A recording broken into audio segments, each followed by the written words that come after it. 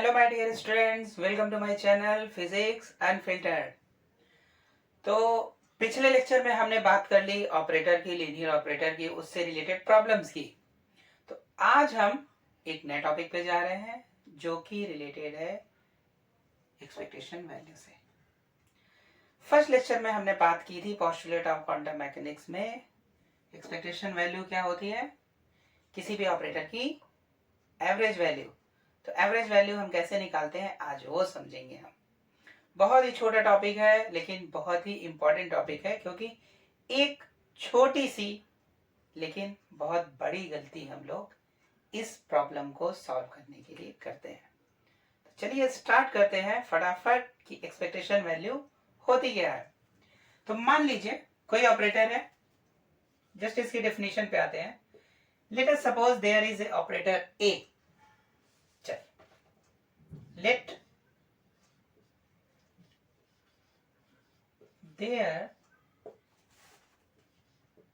is an operator A।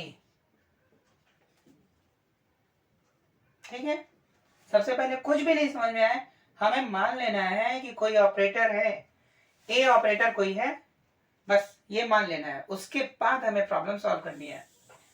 Then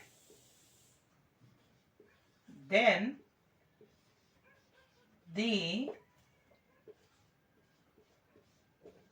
expectation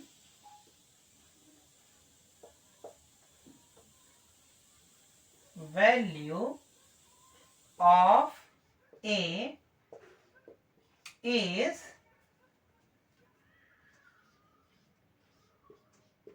defined as। अब जो लिखने वाला हो वो बहुत ही ज्यादा इंपॉर्टेंट है और बहुत ही ज्यादा समझने वाली चीज है।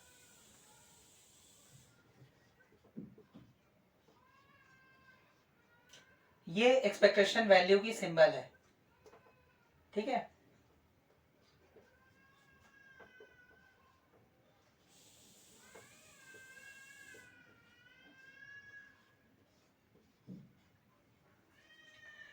इस तरीके से डिफाइन किया जाता है किसी भी ऑपरेटर को कि वो एक्सपेक्टेशन वैल्यू उसकी क्या होगी।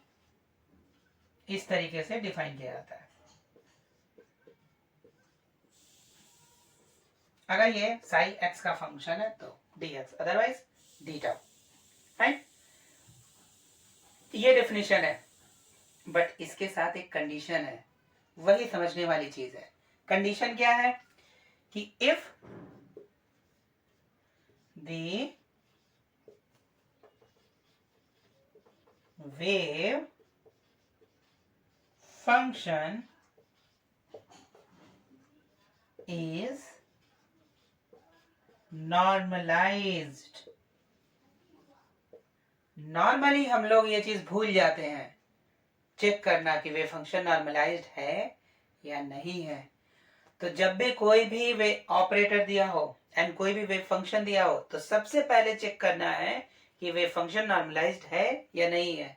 अगर वेव फंक्शन नॉर्मलाइज्ड है तो इस फॉर्मूले को यूज करना है और फटाफट हमें एक्सपेक्टेशन वैल्यू निकाल लेनी है बाय यूजिंग दिस, और ये इंटीग्रेशन निकल जाएगा। लेकिन अगर वेव फंक्शन नॉर्मलाइज्ड नहीं है तो हम क्या करेंगे? तो भाई हमें करना है साई को, यानी वेव फंक्शन को नॉर्मलाइज करना है। तो नॉर्मलाइज कैसे करेंगे? उसके नॉर्मलाइजेशन फैक्टर से मल्टीप्लाई करके। तो मान लीजिए, तो अगर वे, ये तो हो गया वे फंक्शन नॉर्मलाइज है। अगर वे फंक्शन नॉर्मलाइज नहीं है तो उस केस में if psi x is not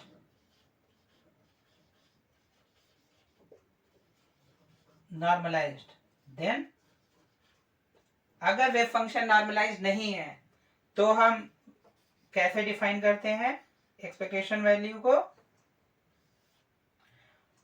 ये तो as it is sine a sine n normalisation factor से आप डिवाइड कर दीजिए, आंसर मिल जाएगा। इसके पहले मैंने मल्टीप्लाई बोल दिया था, बट नॉर्मलाइजेशन फैक्टर का उल्टा से मल्टीप्लाई करते हैं, जो कि एक्चुअली डिवाइड हो जाती है। तो नॉर्मली जब भी कोई प्रॉब्लम हो, any kind of problem, wave function से रिलेटेड कोई भी प्रॉब्लम, एक्सपेक्टेशन वैल्यू से रिलेटेड कोई भी प्रॉब्लम, तो फॉरगेट अबाउट दिस, ये फॉर्मूला आपको भूल जाना है। आप हमेशा याद रखिए कि ये फॉर्मूला है, ये फॉर्मूला। क्यों?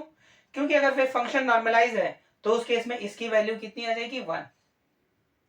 ठीक है, तो इसकी वैल्यू 1 हो जाएगी तो खत्म हो जाएगा एज इट इज, ये प्रॉब्लम, ये फॉर्मूला आ जाएगा, ये इक्वेशन आ जाएगी, फिर आप सॉल्व कर सकते हैं बहुत इजीली।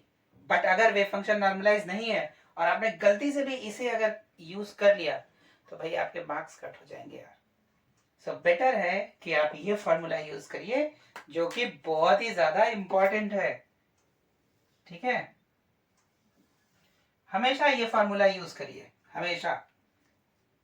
इवन गेट में भी इस तरीके के प्रॉब्लम्स आते हैं, नेट में भी प्रॉब्लम आते हैं। कई बार हम लोग ये छोटी सी गलती कर देते हैं, ये नॉर्मलाइज नहीं है, ये यूज करते हैं। इसी को हमने बोला छोटी सी लेकिन बहुत बड़ी गलती, माइनस मार्क में ले जाएगा आपको, प्रॉब्लम आते हुए भी आप नहीं करोगे, गलत हो जाएगा। ठीक है, तो ये चीज, अब इसको जरा इसकी इंटीग्रेशन में लिख लेते हैं। इसे इंटीग्रेशन में क्या हो गया? Minus infinite to plus infinite psi star A psi dx।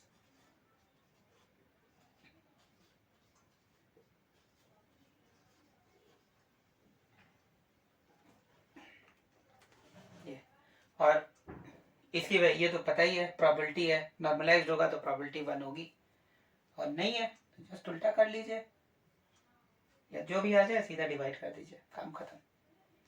तो ये हो गया एक्सपेक्टेशन वैल्यू। किसी भी ऑपरेटर की एक्सपेक्टेशन वैल्यू इस तरीके से हम निकालते हैं। Done done. तो ये हो गया। अब एक बार जस्ट रिवाइज करते हैं एक्सपेक्टेशन वैल्यू क्या है, ठीक है, सो दैट हम आगे के टॉपिक पे चलें। एक्सपेक्टेशन वैल्यू क्या है या कैसे डिफाइन करते हैं? तो हमने मान लिया कि कोई ऑपरेटर ए है, ठीक है, देयर इज एन ऑपरेटर ए जिसकी एक्सपेक्टेशन वैल्यू को हम कुछ इस फॉर्मूले से, इस तरीके से डिफाइन करते हैं। एक्सपेक्टेशन वैल्यू होता क्या है? एवरेज वैल्यू होती है ऑपरेटर की थ्रू आउट दी स्पेस, वो एवरेज कितना है उसका। ठीक है, यहाँ पे तो हमने जस्ट डिफिनेशन के लिए लिख दिया minus infinite to plus infinite, ये स्पेस में है। बट ऐसा नहीं है कि हमेशा लिमिट यही होगी, लिमिट चेंज भी होती है। क्यों? क्योंकि हो सकता है कुछ छोटे से रीजन में वेव फंक्शन एग्जिस्ट करता हो, बाकी पूरे रीजन में एग्जिस्ट नहीं करता, वैनिश हो जाता है, दैट मीन जीरो हो जाता है उस केस में। तो हम उस छोटे रीजन में सॉल्व करेंगे, इस प्रॉब्लम को लेके उस छोटे रीजन में सॉल्व करेंगे, देन उसके बाद करेंगे। ठीक, चलिए, तो ये क्लियर, आई होप क्लियर होगा ये चीज। ठीक है, तो आगे हम बढ़ते हैं। अभी एक बहुत ही ज्यादा इंपॉर्टेंट टॉपिक है जो कि आप लोगों को पता है। वो टॉपिक क्या है? इनफैक्ट आपने नाम सुना है, काफी चीजें सुनी है उसके बारे में। वो टॉपिक है हाइजेनबर्ग अनसर्टेनिटी प्रिंसिपल का। ठीक, पहले इसे क्यों बताया उसका भी कारण है, क्योंकि हाइजेनबर्ग अनसर्टेनिटी प्रिंसिपल में हम निकालते हैं अनसर्टेनिटी। अनसर्टेनिटी का मतलब क्या है कि आप एरर कितना आ रहा है, किसी चीज को सॉल्व करने में एरर कितना आ रहा है, तो अनसर्टेन हो गया, वो उतना अनसर्टेन हो गया। ठीक है, तो होता क्या है, तो चलिए उस टॉपिक पे चलते हैं। ठीक है, नहीं, एक काम करते हैं, पहले प्रॉब्लम सॉल्व करते हैं फिर चलते हैं। चलिए, हम मान लेते हैं कोई वेव फंक्शन है, सपोज यहां पे हम एक प्रॉब्लम आपको करा देते हैं, क्विक प्रॉब्लम, सो दैट आपको एक्सपेक्टेशन वैल्यू समझ में आ जाए, एंड हम अगली टॉपिक में जाएंगे इस पे, हाइजेनबर्ग अनसर्टेनिटी प्रिंसिपल पे, इंपॉर्टेंट टॉपिक है। चलिए, हम मान लेते हैं कोई वेव फंक्शन है, एक्चुअल में ये वेव फंक्शन नॉर्मलाइज्ड है। हम एक काम करते हैं, नॉर्मलाइजेशन पहले ले लेते हैं, फिर उसके बाद बताते हैं आपको। मान लीजिए ये कोई वेव फंक्शन है,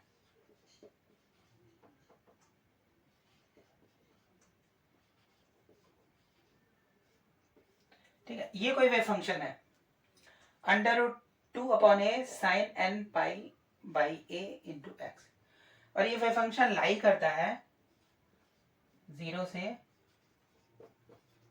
a के बीच में, ठीक है। x की वैल्यू अगर इतनी है तो ये वेव फंक्शन लाई करता है, अदरवाइज बाकी रीजन में वेव फंक्शन 0 है।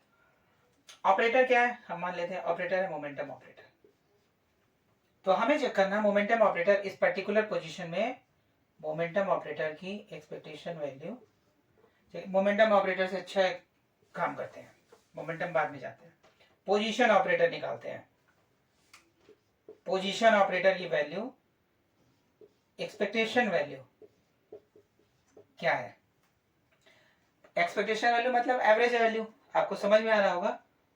एवरेज इसका क्या आएगा, 0 plus a upon 2 that is a/2, ये वैल्यू आनी चाहिए। ट्राई करते हैं निकालने का। तो अभी हमें ये पता है कि ये वेव फंक्शन नॉर्मलाइज्ड है। चलते हैं, चलिए। तो प्रॉब्लम कैसे है, एक नॉर्मलाइज है तो हम क्या लिखना है, साइन एक्स साइन, ये है, ठीक है। इसे इंटीग्रेशन में थोड़ा सा चेंज कर लेते हैं। इंटीग्रेशन कहाँ पे वैलिड कर रहा है, 0 से a के बीच में। साइन की जगह क्या आ गया, √2 upon a sine of n pi x upon a। Position है, उसकी जगह पे हमने x लिख लिया, ठीक है, इनटू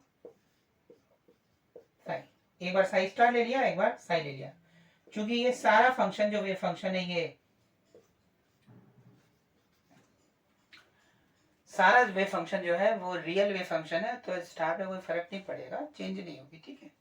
तो अभी हम मल्टीप्लाई कर देते हैं, ठीक है। तो √2/a हो गया 2 अपॉन a, ब्रैकेट में क्या बचा 0, और इंटीग्रेशन में 0 to a x into sine square n pi x upon a dx।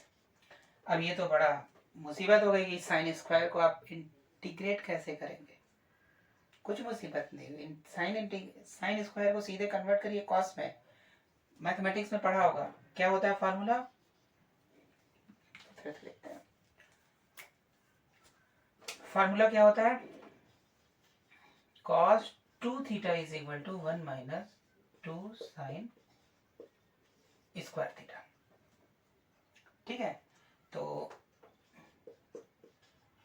Sign square theta क्या हो जाएगा, 1 माइनस cos 2 थीटा अपॉन 2। यहां पे थीटा की जगह पे x है, ये पूरा टर्म है, तो वैल्यू पुट कर देते हैं जल्दी जल्दी, quick formulation. 0 to a x as it is, इसकी जगह पे हमने पुट कर दिया 1/2, यहां से आप बाहर ले सकते हो, तो x अपॉन 2 हो गया।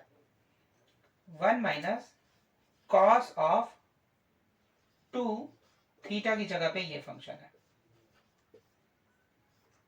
एंड dx, डन, ठीक है।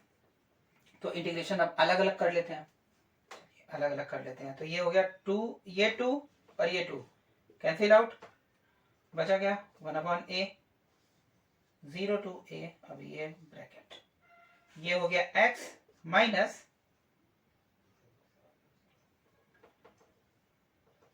x of cos 2n pi x upon a and